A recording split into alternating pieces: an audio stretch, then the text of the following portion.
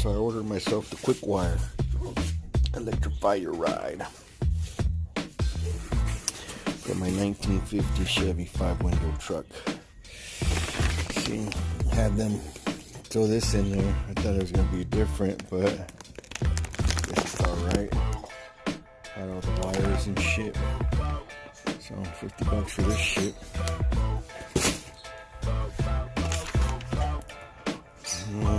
436 bucks. I got the 14 circuit wire harness.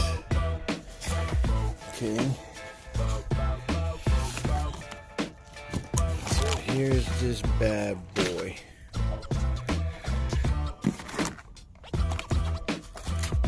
Okay, I got it with the magnetic, whatever the fuck you call that. Hook it up here and throw it wherever you want on your ride.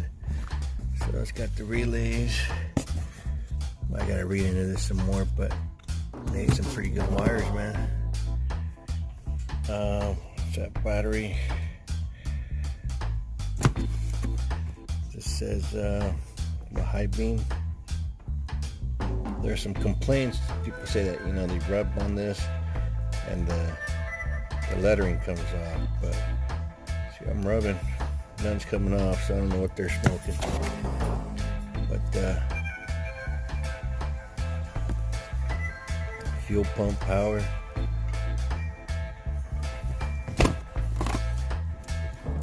Alright, so this is what accessory group B. Pretty thick wires. This is for the radio. Ignition. Okay. Headlight. You get all this fucking shit, which is gonna be fun trying to hook this shit up, but you know, I can manage. So we'll see how that goes.